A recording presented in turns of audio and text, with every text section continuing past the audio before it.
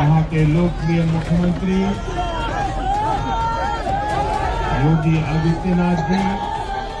ನಮಸ್ಕಾರ, ನಾನು ನಿಮ್ಮ ಭಾಗ್ಯನಾರಾಯಣ ಬೊಗ್ಗವರಪು. ನೀವು ನೋಡ್ತಾ ಇದ್ದೀರಿ ಸುದ್ದಿ ಸರ್ಕಲ್. ಮೋದಿ ಅವರದು ಒಂದು ಸಮಾವೇಶ ಇತ್ತು, ದೊಡ್ಡ ಕಾರ್ಯಕ್ರಮ ಲಕ್ನೋನಲ್ಲಿ, ಉತ್ತರ ಪ್ರದೇಶದಲ್ಲಿ. ಸಂದರ್ಭ ಏನು ಅಂದ್ರೆ ವಾಜಪೇಯಿ ಅವರ 101ನೇ ಹುಟ್ಟುಹಬ್ಬದ ಪ್ರಯುಕ್ತ ಒಂದು ಸ್ಮಾರಕವನ್ನ, ದೊಡ್ಡ ಸ್ಮಾರಕವನ್ನ ಉದ್ಘಾಟನೆ ಮಾಡೋದಿತ್ತು. ಹಾಗಾಗಿ ಸಾವಿರಾರು ಜನರನ್ನ, ಲಕ್ಷಾಂತರ ಅಂತ ಹೇಳಬಹುದು, ಜನರನ್ನ ಸೇರಿಸಿದ್ರು, ಬಂದಿದ್ದಲ್ಲ ಸೇರಿಸಿದ್ರು. ಹೇಗೆ ಅಂತಲೂ ತಿಳಿಸ್ತೀನಿ. ಆದ್ರೆ ಅಲ್ಲಿ ಗಮನ ಸೆಳೆದಿದ್ದು, ಆ ಸ್ಮಾರಕದಲ್ಲಿ ಸ್ಥಾಪನೆ ಮಾಡಿದಂತಹ 3 ಬಿಜೆಪಿಯ ಮುಖ್ಯ ವ್ಯಕ್ತಿಗಳಲ್ಲ, ಅವರ ದೊಡ್ಡ ದೊಡ್ಡ ವಿಗ್ರಹಗಳಲ್ಲ. ಆದರೆ ಅಲ್ಲಿ ನಡೀತಾ ಇದ್ದಿದ್ದ ಹೊಡೆದಾಟ, ಬಂದಿದ್ದವರ ನಡುವೆನೆ ಏನೋ ದೊಡ್ಡ ಜಗಳ, ದೊಡ್ಡ ಮಟ್ಟದಲ್ಲಿ ಹೊಡೆದಾಡ್ತಿದ್ದಾರೆ. ಅಲ್ಲಿ ಮೋದಿ ಭಾಷಣ ಮಾಡ್ತಿದ್ರೆ ಇಲ್ಲಿ ಹೊಡೆದಾಡ್ತಾ ಇದ್ದಾರೆ. ಅದು ನಿರಂತರವಾಗಿ ನಡೀತಾನೆ ಇತ್ತು. ಅದರ ಜೊತೆಗೆ ಆ ಕಾರ್ಯಕ್ರಮದ ಕಂಬಗಳ ಬಳಿ, ಪೆಂಡಾಲ್ ಬಳಿ ಹಾಕಿದಂತಹ ಕಸದ ರಾಶಿಯಲ್ಲಿ ಜನ ಪಾಪ ಏನಾದ್ರು ಸಿಗುತ್ತಾ ಅಂತ ಹುಡುಕ್ತಾ ಇದ್ದಾರೆ. ಏನು ಮುಖ್ಯವಾಗಿ ಹುಡುಕ್ತಾ ಇರೋದಂದ್ರೆ ಪಾನ್ ಪರಾಗು, ಹನ್ಸು, ಬೀಡಿ, ಸಿಗರೇಟು, ಈ ತರದ್ದೇನಾದ್ರು ಸಿಗುತ್ತಾ ಅಂತ. ಪಾಪ ಏನ್ ಮಾಡ್ತಾರೆ ನಿರುದ್ಯೋಗಿಗಳು. ಮೋದಿ ಭಾಷಣ ಮಾಡೋದಕ್ಕೆ ಮಾತ್ರ ದೊಡ್ಡ ದೊಡ್ಡ ಸ್ಟೇಜ್ಗಳು, ದೊಡ್ಡ ದೊಡ್ಡ ಮೈಕು. ಉದ್ಯೋಗ ಕೊಟ್ಟಿದ್ದಾರೆ ಅಂದ್ರೆ ಇಲ್ಲ, ಉದ್ಯೋಗ ಕೊಟ್ಟಿಲ್ಲ ಅಂದ್ರೆ ಪಾಪ ಕೈಯಲ್ಲಿ ಕಾಸಿರಲ್ಲ. ಈ ರೀತಿ ಕಸದ ರಾಶಿಯಲ್ಲಿ, ಮೋದಿ ಕಾರ್ಯಕ್ರಮದ ಕಸದ ರಾಶಿಯಲ್ಲಿ, ಮೋದಿ ಭಾಷಣ ನಡೀತಿರ್ಬೇಕಾದ್ರೆ ಇಲ್ಲಿ ಕಸದ ರಾಶಿಯಲ್ಲಿ ಬೀಡಿ ತುಂಡುಗಳು, ಸಿಗರೇಟ್ ತುಂಡು ಅಥವಾ ಇನ್ನೇನಾದ್ರು ಸಿಗುತ್ತೆ ಅಂತ ಹುಡುಕ್ತಾ ಇದ್ದಾರೆ. ಸೊ ಏನಿದು ಕಾರ್ಯಕ್ರಮ ಮತ್ತು ಏನೆಲ್ಲ ನಡೀತು ಅಂತ ನೋಡೋದಾದ್ರೆ, ಅಟಲ್ ಬಿಹಾರಿ ವಾಜಪೇಯಿ ಅವರ 101ನೇ ಹುಟ್ಟುಹಬ್ಬದ ಸಂದರ್ಭದಲ್ಲಿ ಉತ್ತರ ಪ್ರದೇಶದ ಲಕ್ನೋನಲ್ಲಿ ಒಂದು ದೊಡ್ಡ ಸ್ಮಾರಕವನ್ನ ಉದ್ಘಾಟನೆ ಮಾಡಲಾಯಿತು. ಅದಕ್ಕೆ ನರೇಂದ್ರ ಮೋದಿ ಅವರನ್ನ ಕರೆಸಿದ್ರು. ನರೇಂದ್ರ ಮೋದಿ ಅವರ ಜೊತೆ ಸ್ವಾಭಾವಿಕವಾಗಿ ಉತ್ತರ ಪ್ರದೇಶದ ಮುಖ್ಯಮಂತ್ರಿ ಯೋಗಿ ಆದಿತ್ಯನಾಥ್ ಮತ್ತು ಅವರ ಜೊತೆಯಲ್ಲಿ ರಾಜನಾಥ್ ಸಿಂಗ್, ದೇಶದ ರಕ್ಷಣಾ ಸಚಿವರಾದ ರಾಜನಾಥ್ ಸಿಂಗ್, ಈ ಹಿಂದೆ ಅವರು ಉತ್ತರ ಪ್ರದೇಶದ ಮುಖ್ಯಮಂತ್ರಿ ಸಹ ಆಗಿದ್ರು, ಮಾಜಿ ಮುಖ್ಯಮಂತ್ರಿ ಉತ್ತರ ಪ್ರದೇಶ, ಅವರು ಸಹ ಬಂದಿದ್ರು. ದೊಡ್ಡ ಕಾರ್ಯಕ್ರಮ ಏರ್ಪಡಿಸಿದ್ರು. ದೊಡ್ಡ ಸಂಖ್ಯೆಯಲ್ಲಿ ಜನ ಬಂದಿದ್ರು. ಜನ ಹೇಗೆ ಬಂದರು ಅಂದ್ರೆ, ಬಂದಿದ್ದಲ್ಲ, ಕರ್ಕೊಂಡು ಬಂದಿದ್ರು. ಯಾಕೆಂದ್ರೆ 2000 ಬಸ್ಸುಗಳು, ಸ್ಕೂಲ್ ಬಸ್ಸುಗಳು, ಸರ್ಕಾರಿ ಬಸ್ಸುಗಳು, ಎಂಥದೆಂಥದೋ ಬಸ್ಸುಗಳಲ್ಲಿ ಜನರನ್ನ ಎಲ್ಲೆಲ್ಲಿಂದನೋ ಕರ್ಕೊಂಡು ಬಂದಿದ್ರು. ಆ ಕರ್ಕೊಂಡು ಬಂದಂತಹ ಜನರಿಗೆ ಸರಿಯಾದ ವ್ಯವಸ್ಥೆ ಆಗ್ಬೇಕಲ್ವಾ. ಏನೋ ಒಂದು ಸಮಸ್ಯೆ ಆಗಿದೆ, ಏನ್ ಸಮಸ್ಯೆ ಗೊತ್ತಿಲ್ಲ. ಬಟ್ ಒಂದು ಕಡೆಯಲ್ಲಿ ಮೋದಿ ಭಾಷಣ ನಡೀತಿರ್ಬೇಕಾದ್ರೆ ಹೊಡೆದಾಡ್ಕೊಂಡು ಸಾಯ್ತಿದ್ದಾರೆ. यहाँ के लोकप्रिय मुख्यमंत्री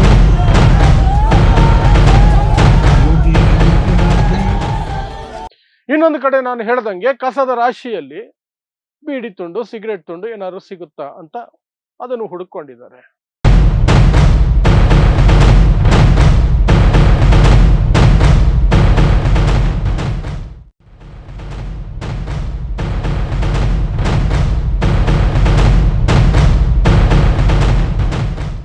ಸೊ ಆ ಕಾರ್ಯಕ್ರಮದಲ್ಲಿ ಮೋದಿ ಭಾಷಣ ನಾರ್ಮಲ್, ಎಲ್ಲ ಭಾಷಣಗಳಲ್ಲಿ ಏನಿರುತ್ತೆ ಅದೇ ಇರುತ್ತೆ.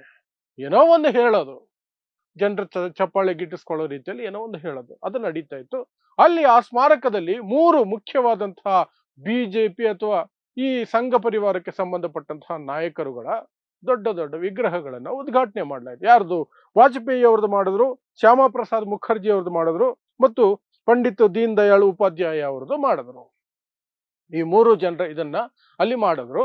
ಅದು ಮುಗಿದು, ಆ ಕಾರ್ಯಕ್ರಮ ಮುಗಿದು ಹೋಗ್ತಿರ್ಬೇಕಾದ್ರೆ ರಸ್ತೆಗಳಲ್ಲಿ ಇನ್ನೊಂದು ಅದ್ಭುತವಾದಂತಹ ದೃಶ್ಯ ಏನು, ಅಲಂಕಾರಕ್ಕಾಗಿ ಹೂಕುಂಡಗಳನ್ನು ಇಟ್ಟಿದ್ರಲ್ಲ, ಹೂಕುಂಡಗಳು ರೋಡಲ್ಲಿ ಮತ್ತೆ ಗೋಡೆ ರೀತಿ ಮಾಡಿ, ಸಣ್ಣ ಸಣ್ಣ ಹೂಕುಂಡಗಳನ್ನ ಒಂದು ಗೋಡೆ ರೀತಿ ಮಾಡಿರ್ತಾರೆ ಅಲಂಕಾರಕ್ಕೆ.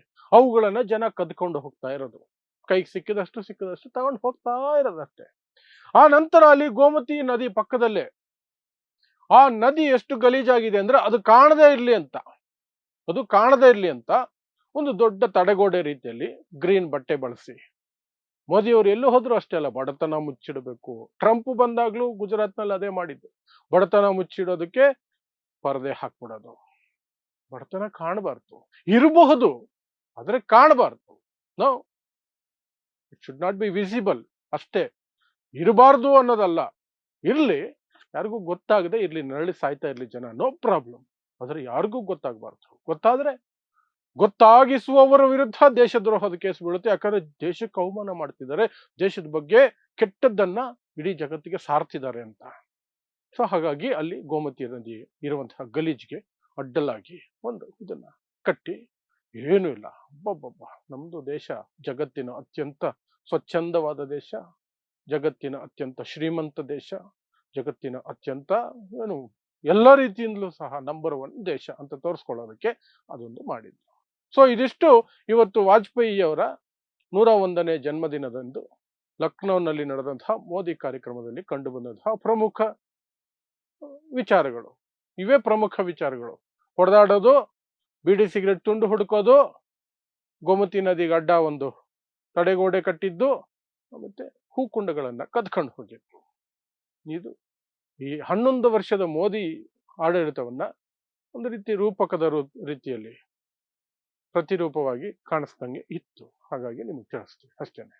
ಸೊ ಇಂತಹದೇ ವಿಶೇಷ ಸುದ್ದಿಗಳಿಗಾಗಿ ನೋಡ್ತಾ ಇರಿ ಸುದ್ದಿ ಸರ್ಕಲ್. ನಾನು ನಿಮ್ಮ ಭಾಗ್ಯನಾರಾಯಣ ಬೊಗ್ಗವರಪು.